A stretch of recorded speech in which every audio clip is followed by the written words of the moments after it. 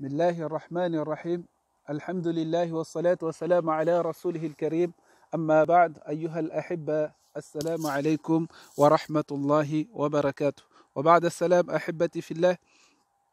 Dans cette vidéo, nous continuons à parler toujours des chiens. Ici, dans cette vidéo, nous allons parler des chiens, de ce que les chiens ont léché. Est-ce que ce serait najis ou pas? Dans un hadith rapporté par Abu Huraira radiallahu ta'ala anhu, il dit que le messager de Dieu sallallahu alayhi wa sallam a dit إذا شرب الكلب في إناء أحدكم فليغسله 7 مرات متفق عليه. Si un chien a bu dans un récipient de l'un de vous, qu'il le lave 7 fois. Qu'il le lave 7 fois.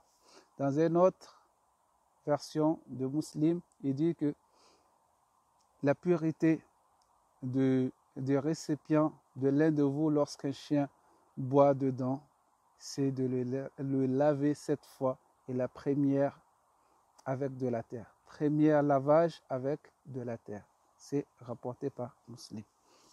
Alors, ici, on voit que la pureté des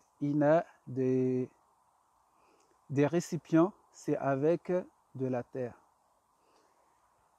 Alors, si un chien boit dans un truc, on verse l'eau dans un autre hadith, vous renversez l'eau et vous lavez le récipient 7 fois, et une des lavages, c'est avec de la terre. Ici, on voit que le premier lavage, c'est avec de la terre. Donc, mes frères, mes sœurs de foi et de cœur, dans ce hadith, nous voyons que le lavage se fait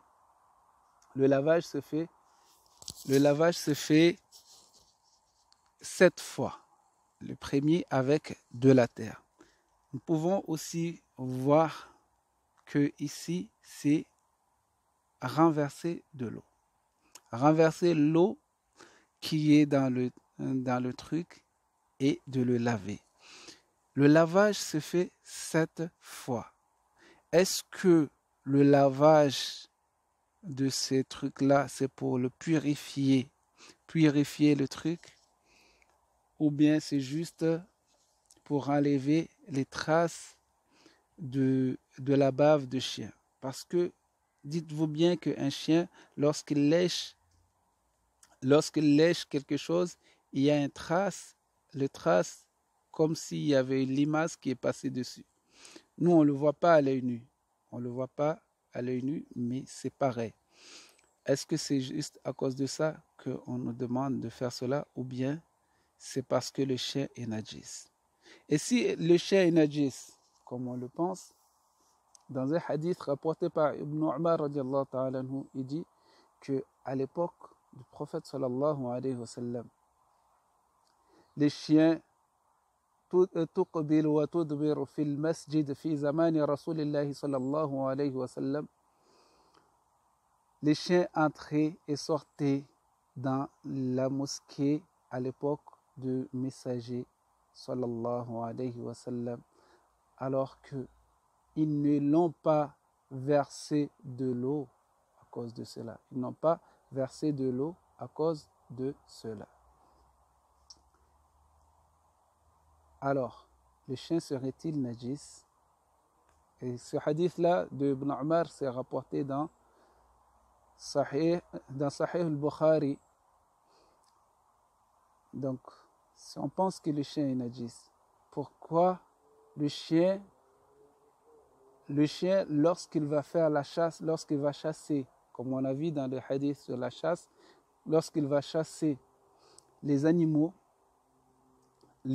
qui ont été tués par les chiens, on peut le manger. Pourquoi on peut manger les animaux qui ont été tués par les chiens? Et s'ils ont été tués par les chiens, pourquoi on ne doit pas laver aussi avec de la terre les animaux, mais on le mange? On n'a pas à les laver avec de la terre, mais on le lave seulement avec de l'eau, comme on lave de la viande normale. Lorsque tu as fini d'éplucher l'oiseau, tu le laves et tu le prépares. Lorsque tu as fini de gorger les hérissons, tu la prépares et tu le manges. Tu n'as pas besoin de faire quoi que ce soit, tu n'as pas besoin de purifier avec de la terre. Alors, quel serait le hukm de chien? Est-ce qu'il est najis? Les ulama se divergent sur cela. Wassalamu alaikum. Mais il y a aussi un verset sur les chiens. Il y a deux versets même, mais le premier c'est sur la chasse. Le premier verset c'est sur la chasse. Après l'autre c'est juste comme ça. Il y a le ma'ana, mais ce n'est pas notre intérêt. Le verset, peut-être qu'on le dira la prochaine fois, Inch'Allah. Wassalamu alaikum wa ila al-liqa.